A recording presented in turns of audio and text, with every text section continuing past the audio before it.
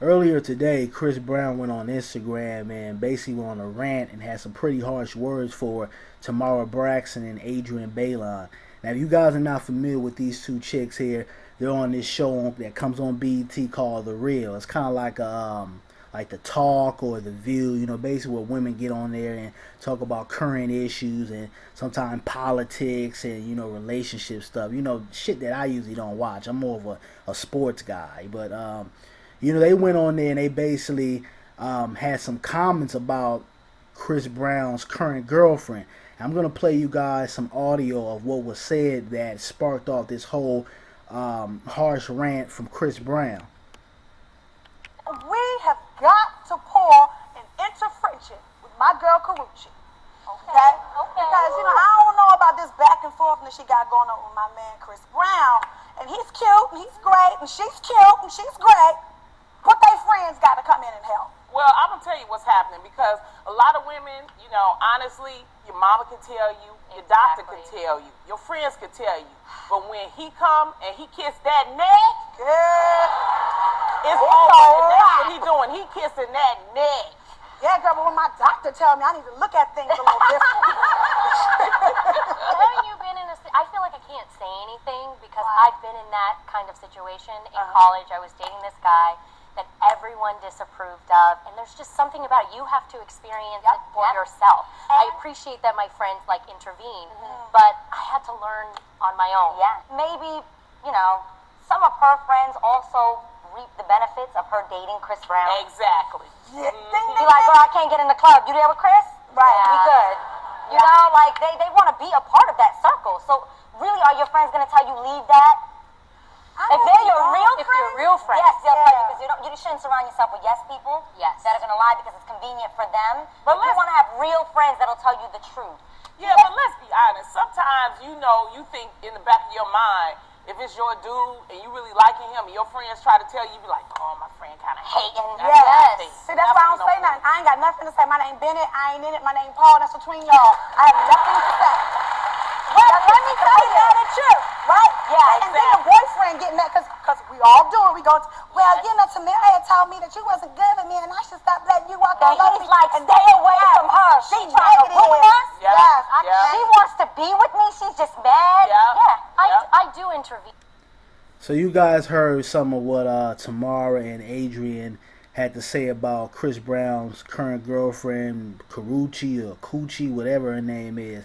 And basically they painted, his girlfriend out to be somebody that's kind of like a hostage in their current relationship. Basically, she's just around trying to reap the benefits of Chris Brown, or her friends or homegirls are saying, hey, stay with Chris Brown because, he can do this for you, or, because of him or his name, we're able to do this and do that. And, basically just painting Chris Brown out to be the big bad wolf like everyone else does in the media. And I'm going to read you guys what Chris Brown wrote on Instagram in response to the comments that was made about his relationship. And you have to excuse me with some of the, reading because his grammar is not really up to par on here. It says, bring that ass here, boy. Adrienne Bailon, you old trout mouth ass bitch. You tried it. Won't you? It's supposed to be wasn't, but he put won't you the same bitch that was fucking with married men? You also was keeping up with the Kardashians. You can't talk about relationship goals when you don't even have a life, excuse me. Ain't you a cheetah girl? Last time you was important, niggas was riding spinners and wearing 6XT talk tees. You the same bitch having threesomes like the rest of these hoes. You tried it too, Tamar Braxton. You take role of the ugly sister. It's always the people with no career that talk all the shit. That plastic surgery fucked your face up. Bitch look like she always saying, huh. Muppet face ass. Pound basic bitch problems. Pound Tatiana's. I don't even need a photo for tomorrow. That bitch is beat in every photo. Pound, I can make a broke bitch rich, but I don't fuck with broke bitches. So, I mean, you can see that it was some harsh words, he did go in on both of these chicks. And like I say, people paint Chris Brown out to be the big bad wolf. They've been doing it ever since that whole Rihanna situation happened. And the reason I say that people do that in the media, or whether it's just your everyday person, because after all the trials and tribulations, whether it's the Rihanna thing, whether it's him doing jail time, whether it's him being in probation or whatever, he's always been able to come back and be very successful. If you guys remember, a couple years ago, he had like the #1 record of the year, Look At Me Now. And then he came back with the track this year, Loyal. Big record. He's always been able to come back, bounce back from everything, and be at the top of his game, and one of the hottest artists out there, and still clock those dollars. So you got people looking at him like, they're mad at that. They're jealous that this man has not self-destruct, because that's what they want him to do. They want him to come out here and basically cry to the media and self-destruct and, turn to drugs and just have his career just basically be over and done with. But he's actually done the opposite. And not all artists within the entertainment industry, whether it's music or whatever, can be able to do that. But one of the things that I found to be a hypocrisy, and I thought it was kind of wrong on Chris Brown's part, is that I noticed he decided to, and don't get me wrong, I'm glad he lashed out and spoke his mind on this, but I noticed he decided to attack these two women of color right here. And I think these were the wrong people to go after.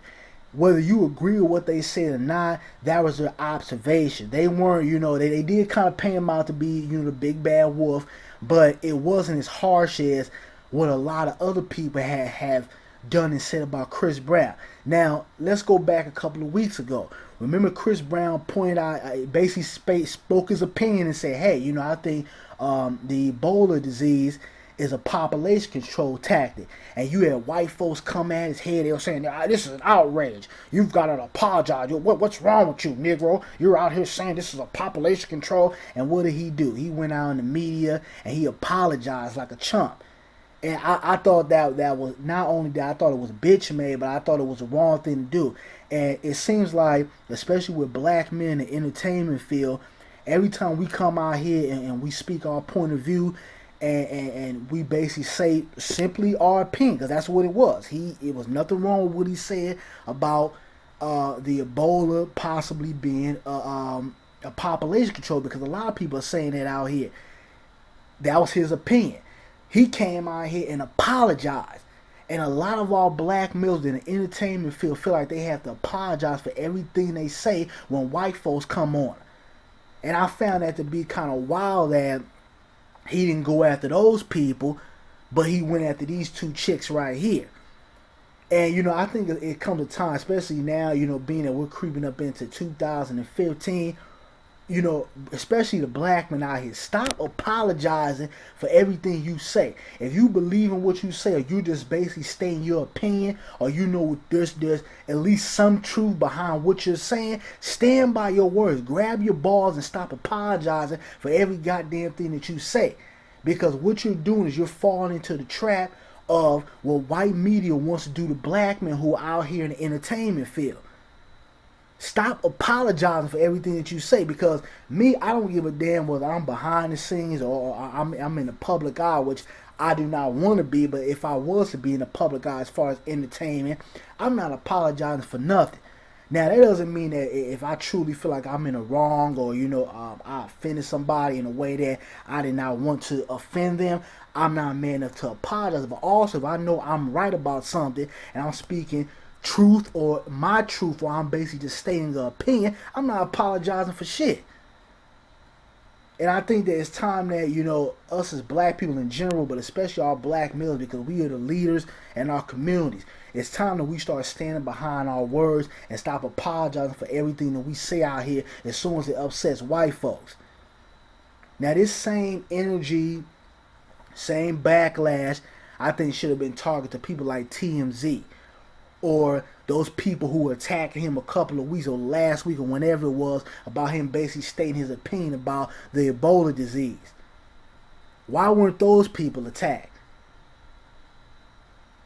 But this is just, something that I observed in this whole incident. Like I say, I'm glad he spoke up for himself, because I think a lot of times, Chris Brown doesn't speak up. And then sometimes that I think he speaks up when he shouldn't say anything, and he really should just pay it no mind. But, you know what I mean, you got to stop apologizing these white folks out here every time they get mad. You look at Stephen A. Smith. Stephen A. Smith, you know, disrespect the black community day in and day out. White folks get mad at him about, again, another opinion, actually a truthful opinion about domestic violence. And what did they do? He got on the show the next day and apologized like a bitch. Suspending them.